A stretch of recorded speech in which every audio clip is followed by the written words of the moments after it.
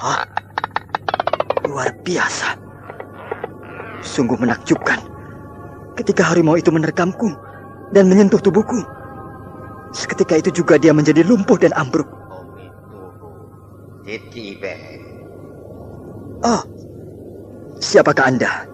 Tiba-tiba berada di belakangku. Pengelana. Rupanya Anda mengembara sudah sekian jauh, sehingga pakaian Anda nampak sangat tidak layak. Kalau kau percaya padaku, sebutlah aku pengemis sakti. Saya percaya, Tuan Pengemis Sakti. Selamat datang di wilayah pantai selatan. Terima kasih. Ingat kedatangan Anda yang tidak terdengar sama sekali. Tahu-tahu sudah berada di belakang saya. Tentulah Anda seorang yang sangat dijaya.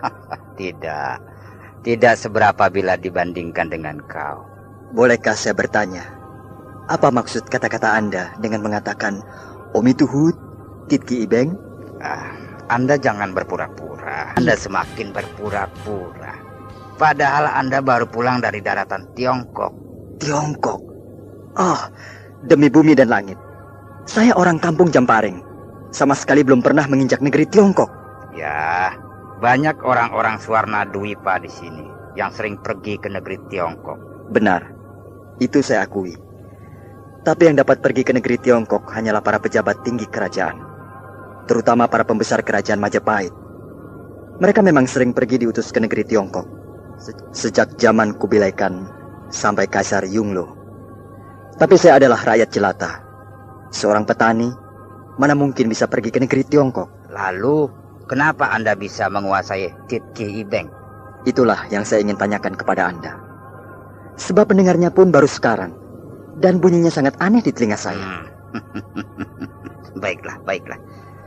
Iya, melihat sikap dan raut wajah Anda yang polos, saya percaya Anda seorang yang jujur. Saya tidak peduli Anda dapat dari mana. Yang jelas, ilmu kedikjayaan yang tadi Anda pergunakan untuk membunuh harimau adalah Titki Ibeng, kebanggaan Hoa-san Tai-hiap, pendekar dari Gunung Hoa, yang kemudian menjadi guru besar di perguruan Kunlun Pai. Mungkin hanya kebetulan mirip saja, lain tidak? Tidak mirip, melainkan persis, sama. Oh ya? Iya, memiliki daya sedot yang luar biasa. Daya sedot? Iya. Orang yang memiliki Titki Ibeng bisa menyedot tenaga lawan. Semakin besar musuh mengerahkan tenaganya, maka tenaganya akan semakin besar yang disedot, sampai habis sama sekali dan akan mati lemas. Seperti harimau itu yang tadi menyerang Anda. Ketika dia menerkam Anda dan menempel pada tubuh Anda, dia merasakan ada yang menyedot. Lalu dia melawan. Dia mengerahkan tenaga sekuat-kuatnya. Justru hal itu yang lebih berbahaya bagi dirinya. Sebab daya sedot akan semakin cepat. Dan dalam waktu yang tidak lama, harimau itu mati lemas. Iya, saya pun heran sendiri menyaksikan ilmu yang saya pergunakan. Akan tetapi namanya bukan saya sukar mengucapkannya. Iya. Anda tidak usah menyebut Titki Ibeng, sebab itu bahasa Tiongkok yang mungkin agak sukar mengucapkannya. Anda sebut saja Ajian Serat Jiwa. Hah? Anda tahu Ajian Serat Jiwa? Iya, karena saya ikut ambil bagian dalam menciptakan Ajian Serat Jiwa itu. Siapakah Anda? Sahabat gurumu, Ki Astagina. Benarkah? Ya, kalau kau percaya, akulah si Rawon, adik seperguruan Astagina yang bergelar pendekar gila. Saya menghatur sembah Paman Guru. Ya, sudah. Ayo, bangunlah Brahma. Kau seorang raja, tidak patut menyembah seorang pengemis. Akulah seharusnya yang menyembahmu. Paman sudah tahu siapa saya sebenarnya. Ya, si Astagina gurumu memang orang gila. Ya, seorang raja. Kau juga muridnya, seorang raja. Tapi guru dan murid lebih suka jadi orang gila daripada tinggal di istana. Entahlah Paman Guru. Rasanya saya lebih bahagia begini daripada duduk di singgasana. Ya, kau sudah ketularan gila dari Astagina. Mana dia sekarang? Kakek Astagina? Iya. Sudah meninggal. Meninggal dalam bersemedi. Duduk bersila di atas batu kecil. Astagina. Kau mendahului aku. Dan saya makamkan di dalam goa. Ya. Marilah, aku harus berdoa di atas makamnya. Baik, Paman Guru. Nah, inilah makam kakek Astagina. Astagina, kau telah meninggalkan aku. Si Gandar Sametan juga sudah pergi.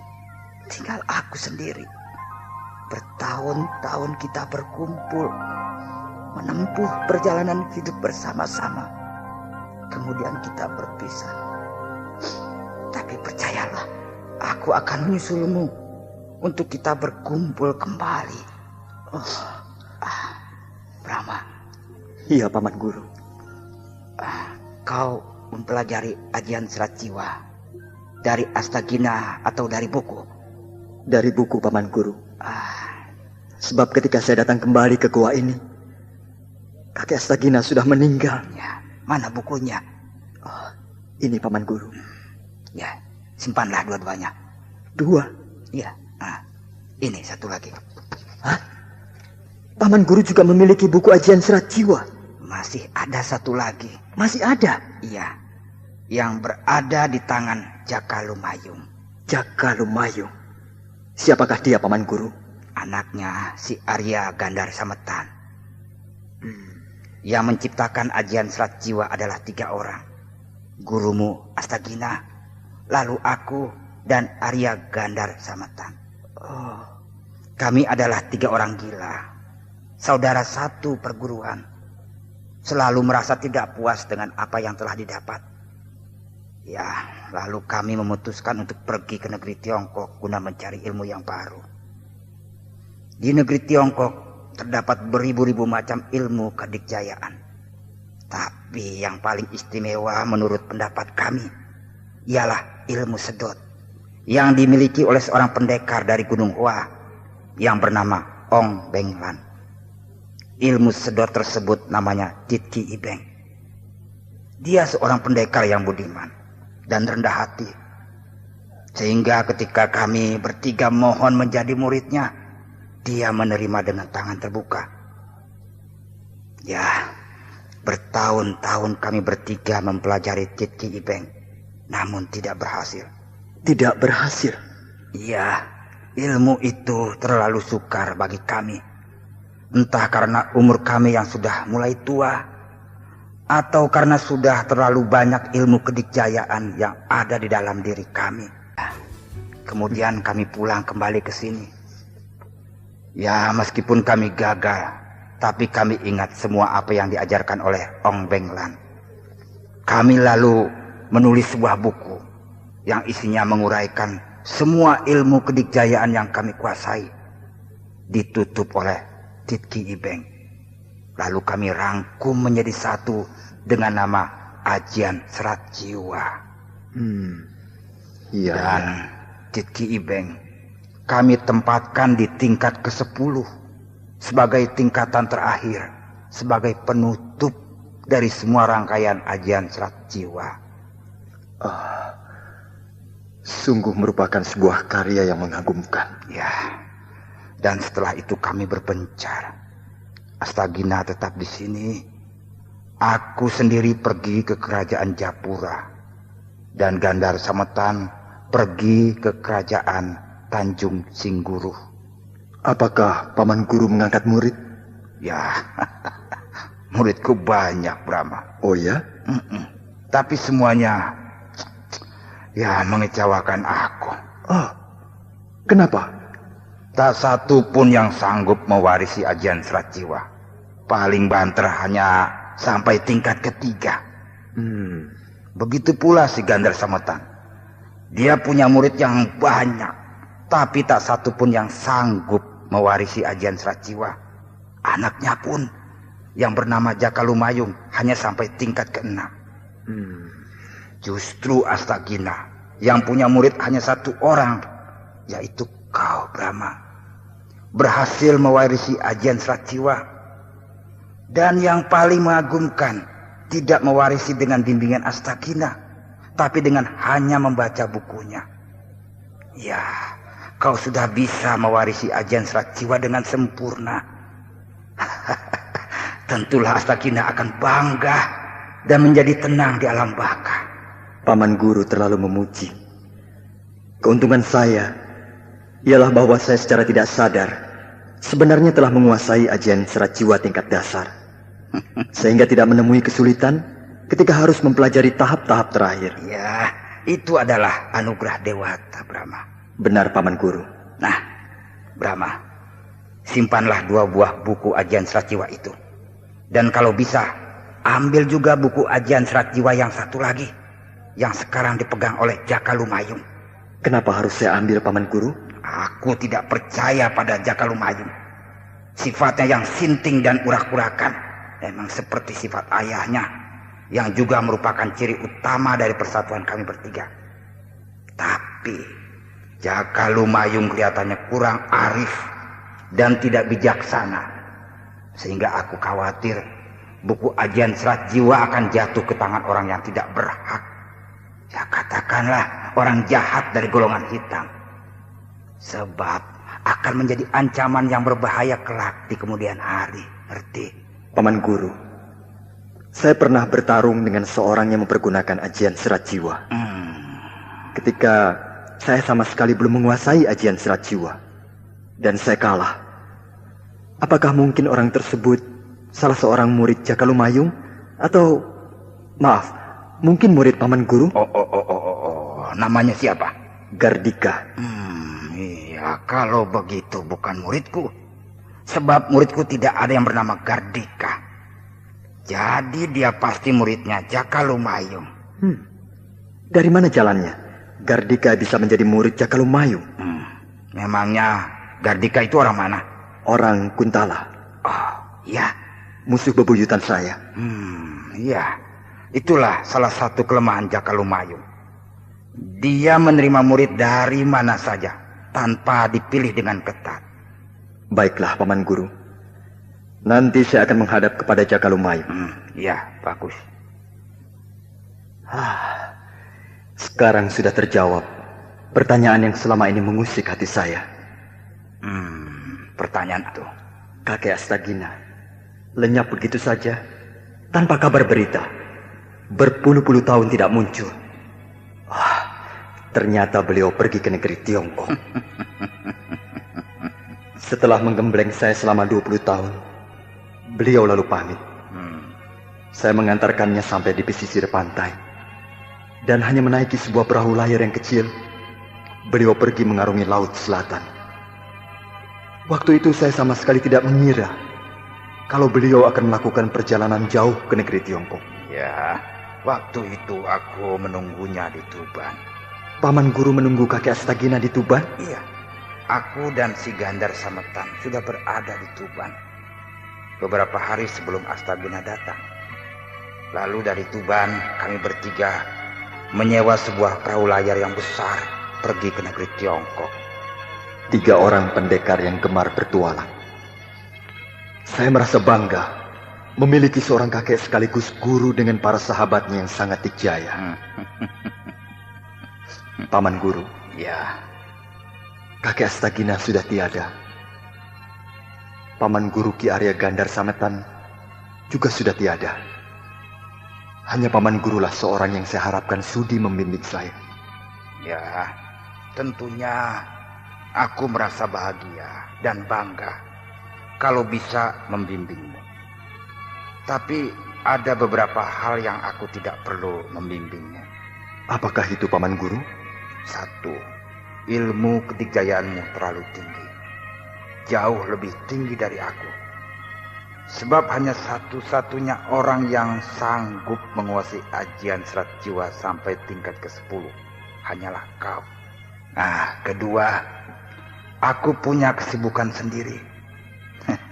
Jelek-jelek aku punya padepokan. Ya, yang tentunya harus aku urus. Jadi kita harus berpisah. Sudahlah. Kenapa harus sedih? Kau sewaktu-waktu bisa datang ke Japura dan menemui aku, kan? Iya, benar Paman Guru. Nah, aku akan kembali ke Japura. Dan kau jangan pergi kemana-mana sebelum Harnum dan Pramita datang. Hah? Harnum dan Pramita? Iya, mereka sedang mencari kau ke sini. Kenapa mereka ke sini? Kau bisa menanyakannya sendiri pada mereka. Mengapa mereka sampai mencari kau ke wilayah pantai selatan ini? Oh, iya Paman Guru.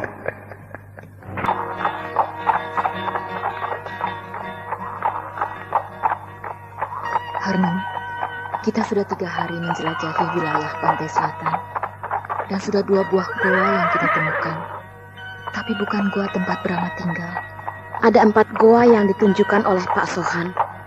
Berarti masih ada 2 buah goa lagi yang harus kita temukan. Ya, mudah-mudahan di antara 2 buah goa itu Brahma tinggal. Awas! Panah! Untung tidak kena menancapi pohon. Siap Kak Mita. Kalau ada serangan gelap lagi. Ya. Mau kemana kalian manis? Ada yang tertawa. Suaranya ada di mana-mana, tapi orangnya tidak kelihatan. Kita sedang berhadapan dengan orang yang tenaga dalamnya sangat tinggi. Iya.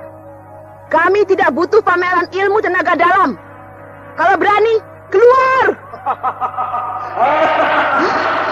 Kakang Brahma! Brahma? Apa kabar, Harnum? Pramita? Kakang Brahma. Kau baik-baik saja, Harnum? Sehat walafiat, Kakang. Syukurlah. Kamita, kenapa diam saja? Turunlah dari kuda. Dan kenapa tidak segera memeluk Kakang Brahma? Apa kabar, Brahma? Kamita malu. Ya, nanti saja kalau sedang berduaan, baru bisa berpelukan. Mana Raden Bentar? Sama neneknya. Neneknya? Iya, Ibunda Gayatri. Oh, syukurlah. Raden Bentar akan aman bersama Ibunda Gayatri. Kakang, mana guanya? Gua apa? Bukankah tinggal di gua pantai selatan? Ayo, kita ke gua pantai selatan. Rakyat satu desa memberi kita makanan. Oh iya? Desa mana itu? Desa Halimun. Desa Halimun? Iya, Apakah kalian mampir di sana? nantilah kami ceritakan. Sekarang tunjukkan gua pantai selatan, tempat Kakang Brahma menggodok diri. Marilah, ikuti aku.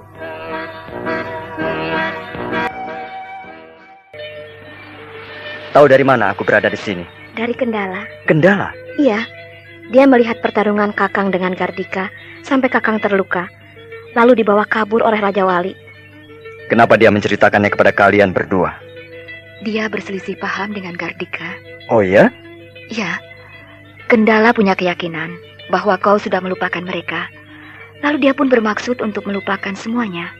Kemudian akan membuka lembaran hidup baru. Tapi Gardika tidak setuju. Gardika tetap menghendaki kau dihabisi. Sebab kau dianggap duri dalam daging di dalam kehidupannya.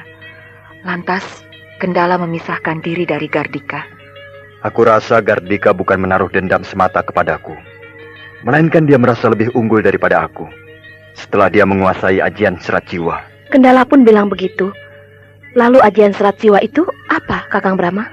Sebuah ilmu kadekjayaan yang paling dahsyat yang pernah ada di kolong jagat ini. Begitu hebatkah ajian serat jiwa itu? Sehingga Kakang yang menguasai pelbagai ilmu kadikjayaan tingkat tinggi bisa dikalahkan? Untuk zaman sekarang, ajian serat jiwa memang nomor 1. Tapi mungkin nanti di zaman yang akan datang, pasti akan ada yang melebihinya. Dari manakah Gardika bisa memperoleh ajian serat jiwa? Dia adalah murid Cakalumayung. Tidak tahu bagaimana asal mulanya Gardika bisa menjadi murid Cakalumayung. Yang jelas Gardika berhasil menguasai ajian serat jiwa sampai tingkat ke-5. Apakah ada tingkatan yang lebih tinggi? Ada, Pramita. Ajian serat jiwa seluruhnya terdiri dari 10 tingkatan. Wow, bukan main. Kamu tahu itu semua dari mana, Brahma? Karena guruku sendiri, kakek Astagina, Termasuk salah seorang dari 3 orang yang menciptakan ajian serat jiwa. Kalian kenal dengan dia? Bukan kenal lagi.